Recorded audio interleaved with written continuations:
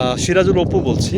আমরা কুতুবদিয়ার মানুষের আয়ের বা জীবিকার যে প্রধান উৎস তার মধ্যে একটা হলো লবণ চাষ করা। আমি একটু ভাইয়ের সাথে কথা বলি। ভাই স্থানীয়, জন্ম বেড়ে ওঠা ভাইয়ের এই অত্র এলাকায়। আমরা যেখানে দাঁড়িয়েছি পুরো জায়গাটাই লবণের চাষযোগ্য জমি। পুরো জায়গাটার মধ্যেই লবণের চাষ হয়। একটু ভাইয়া জানি, প্রথমে আপনার নামটা একটু শুনি আগে। আসসালামু আলাইকুম ওয়া রাহমাতুল্লাহি ওয়া বারাকাতুহু। আমার নাম হচ্ছে রেজাউল করিম। আচ্ছা, আমার বাড়ি হচ্ছে এখানে। আমি চট্টগ্রামে জব করি আর কি। হ্যাঁ, তো আমি ঈদের ছুটিতে আসলাম, সেই ফাঁকে আপনার সাথে সাক্ষাৎ হয়ে গেল ইনশাল্লাহ। যাক, আলহামদুলিল্লাহ। লবণটা মূলত ভাইয়া কিভাবে চাষ করে? লবণটা হচ্ছে প্রথমত আমাদের এই যে নদী আছে না, নদী, ছোট্ট একটা নদী আছে পাশে, তো ওখান থেকে মেশিন দিয়ে আমাদের এখানে পানি উঠানো হয়। আচ্ছা, মেশিন দিয়ে পানি এখানে লবণাক্ত পানি। জি, লবণাক্ত পানি। লবণাক্ত পানি। এই নদীর পানি হচ্ছে লবণাক্ত আসলে। নদী নাকি সমুদ্রের পানি? এই যে সমুদ্র থেকে আমাদের এটাকে নদী বলা হয়। আচ্ছা আচ্ছা আচ্ছা আচ্ছা আচ্ছা। যেহেতু ছোট, আচ্ছা বড় যেটা সেটা সমুদ্র বলা হয়। আচ্ছা সমুদ্র থেকে এখানে পানি আসে, এখান থেকে আমরা মেশিন দিয়ে আচ্ছা। অল্প করে আমরা এখানে উপর দিকে তুলি। তার মানে সমুদ্রের পানিগুলোতে আপনারা এই নদী বা পুকুরের মধ্যে মেশিন দিয়ে নিয়ে এসে তারপরে এটা আপনার এখানে চাষের জন্য এখানে নিয়ে আসেন। আচ্ছা, এখান থেকে প্রথমে আমরা উপর দিকে তুলি। উপর দিকে তোলার পর এখানে নম্বর সেক্টর দেওয়া আছে। প্রথমে 1 নম্বর আসবে, 2 নম্বর আসবে, 3 নম্বর আসবে। এখান থেকে আসার সেক্টর হচ্ছে প্রথমে পানি 1 নম্বর দিবে, এখানে একটু গরম হবে, একটু লবণাক্ত বাড়বে। এরপরে 2 নম্বর দেওয়া মানে আরেকটু লবণাক্ত বাড়বে। আচ্ছা, এখানে এসে সম্পূর্ণ লবণাক্ত পানি হয়ে যায়। আচ্ছা। তার মধ্যে যে 1 নাম্বার, 2 নাম্বার, 3 নাম্বার, এটা কি এই যে ঘরগুলো করা যে রো, এটা কি আপনারা 1 নাম্বার, 2 নাম্বার, 3 নাম্বার, তার মানে পানি নিয়ে এসে? আচ্ছা, পলি কেন বিছানো হয়? এই যে আমরা দেখলাম যে এই যে আমাদের পলি বিছানো হয়েছে, পলি কেন বিছানো হয়? পলি বিছানো হয় লবণ যেন কালো না হয়, মানে কাদা না হয়, যেন পরিষ্কার থাকে লবণটা, খাবার যোগ্য হিসেবে হয়, মানে খাবার যোগ্য হিসেবে ওঠে আর কি। যদি পলিথিনটা না দেয়, এই যে লবণগুলো মাটির সাথে মিক্স হয়ে কাদাযুক্ত হয়ে যাবে, কাদা হয়ে যাবে এবং ময়লার পরিমাণটা বাড়বে। জি জি, যে খাইতে পারবে না সেজন্য আর কি। আচ্ছা আচ্ছা। আগে কিন্তু এটা ছিল, পলিথিন ছাড়া ছিল, পলিথিন ছাড়াই ছিল।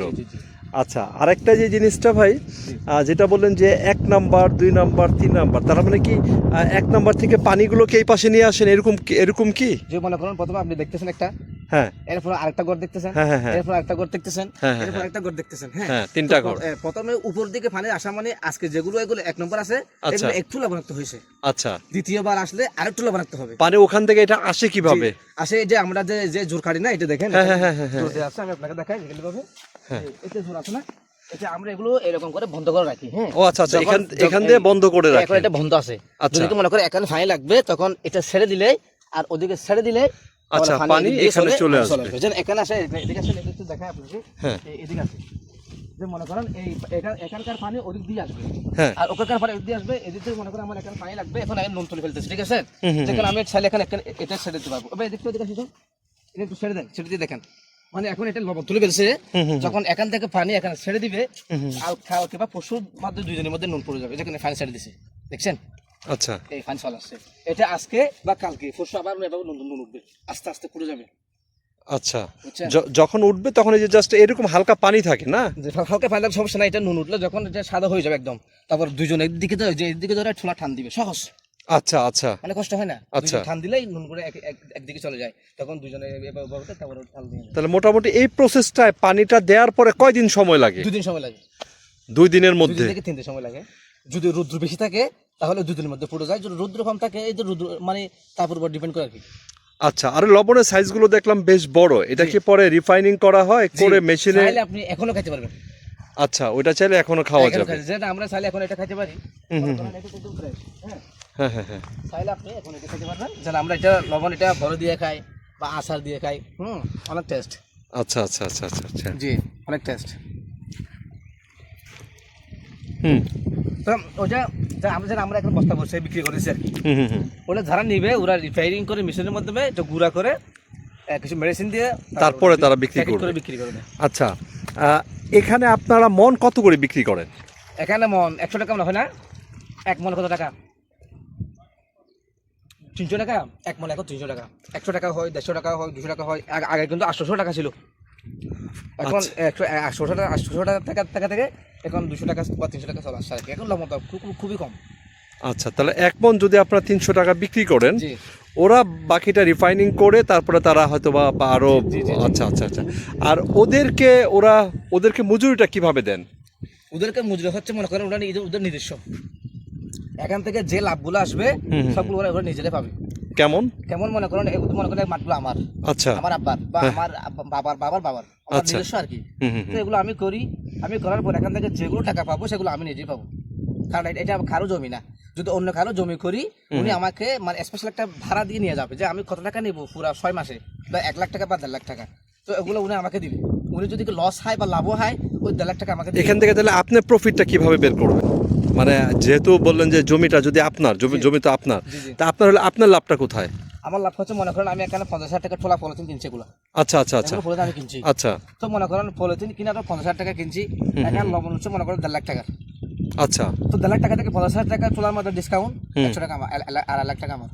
আচ্ছা, আর ওরা তাহলে মানে টাকাটা কিভাবে পাবে বা কত টাকা পাবে? ওরা টাকাটা পাবে মনে করেন উনি ওদের বাড়ির জমি, ওদের নিজের নিজস্ব জমি, ওরা এখানে মনে করো ব্যয় করছে মনে করো 50,000 টাকা বা 70,000 টাকা, ওরা থেকে 2 লাখ টাকা পায়, তাহলে এই তোলার টাকাগুলো ডিসকাউন্ট দিয়ে বাকি টাকা ওরা পাবে।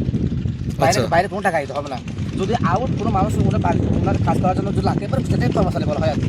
আচ্ছা, এটা যদি লাগে যদি 1 লাখ টাকা দরকার করে লাগবে আর কি, তুমি কত টাকা দিয়ে থাকবা, উনি 1 লাখ টাকা বা 1.5 লাখ টাকা লাগলো। এবং সেটা কয় দিনের জন্য থাকে তারা? 6 মাস। এই শ্বাসটা থাকবে 6 মাস।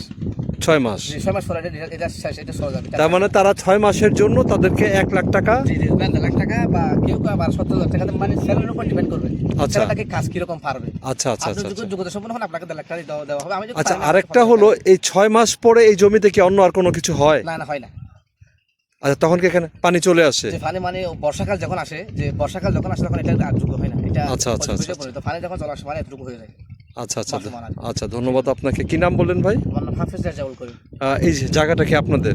জায়গাটা ওনাদের, আমার জায়গা হচ্ছে ওই মসজিদের পাশে, আমাদের আব্বা ওইটা আসলে আমার আব্বা ওই পাশে করে, তো এটা হচ্ছে ওদের বাড়ির জায়গা আর কি।